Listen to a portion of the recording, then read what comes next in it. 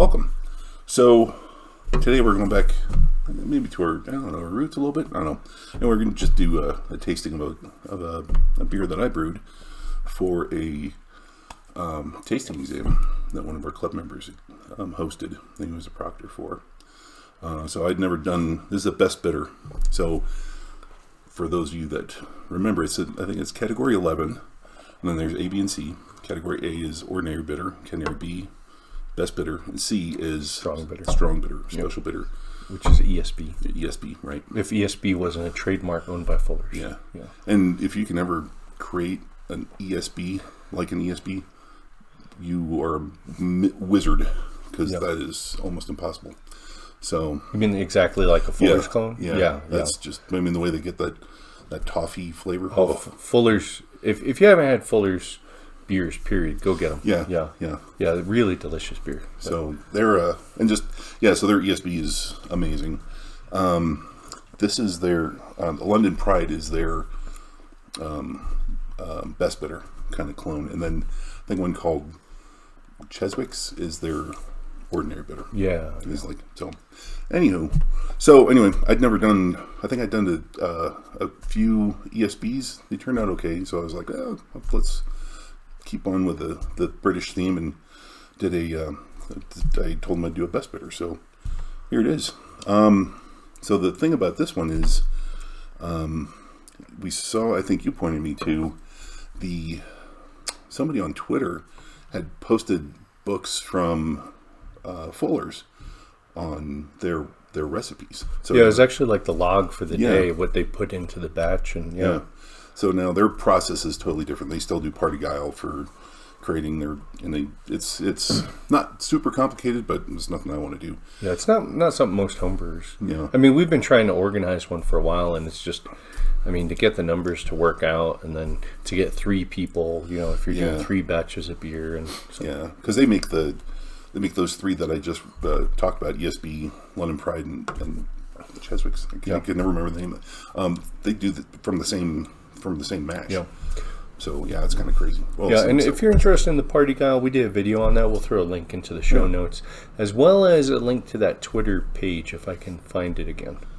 Oh yeah. I think I have it bookmarked because I kept that in my recipe just so that I can go back and do it.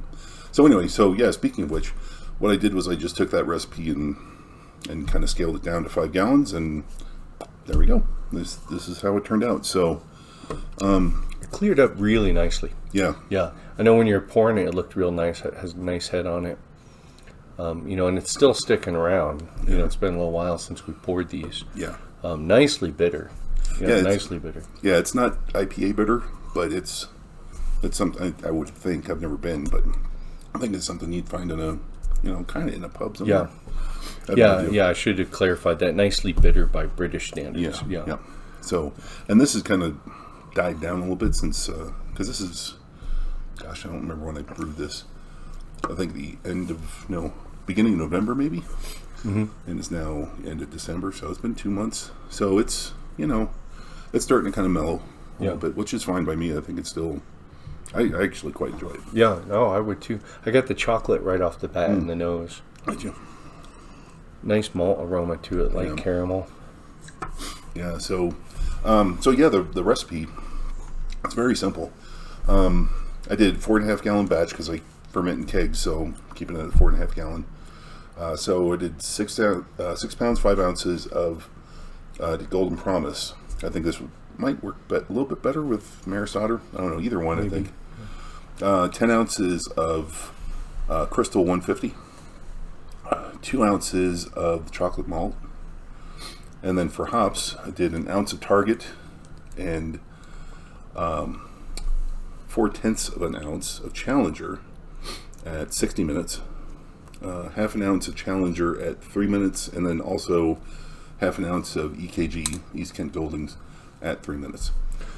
And then I used White Labs WLP002 English Ale as yeast. Now, you said or you're specifying the crisp malts. Were you able to get those? Yeah. Okay, yeah. good. Fermentations has a good selection. Yeah. it has a selection Yeah. of crisp malt. It's not as many as I think I would like to, because I've seen other recipes where I'm like, ooh, I want to use that one. They don't have it, but that's okay. Yeah, That's yeah. a pretty, Yeah, we're cheating. yeah, off-brand. I mean, they only have like, what is it, like 100 malts? Yeah, Only 100 of them. Oh, come on. You can't have 110. Okay. But, yeah, that's interesting. That's a good looking recipe. So, and again, we'll have a link to that in the show notes as well. yeah. But, yeah, I don't know. I don't know if I do anything too much different. I think it did from... Brad never got me the score sheet, so I was kind of looking forward to reading people's... Yeah, but I think it did got like an average of 35 or so, which is, it's better than a sharp stick in the eye, so I'll take that. Yeah. But, yeah, I'd be quite happy to have a couple of gallons of this sitting around. yeah. I don't have much more of it. Yeah. I had to kind of restrain myself since I knew we were going to be doing this tonight. I was like, oh, okay. I'll make sure I save some, because it's getting kind of low. Yeah. But, yeah. So anyway, I think that's all I got to say about that. Hey, so if you have a favorite bitter recipe that you want to give us, go ahead, drop it in the show notes. If you have any comments or questions, go ahead and put it in there as well. Yeah. So, yeah, anyway. That's it. Till next time. Cheers. Cheers.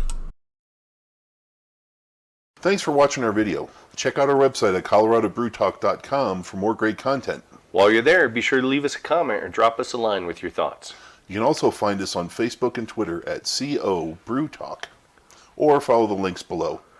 Make sure to like this video and subscribe to our channel so you don't miss any future content. Or episodes, as the case may be.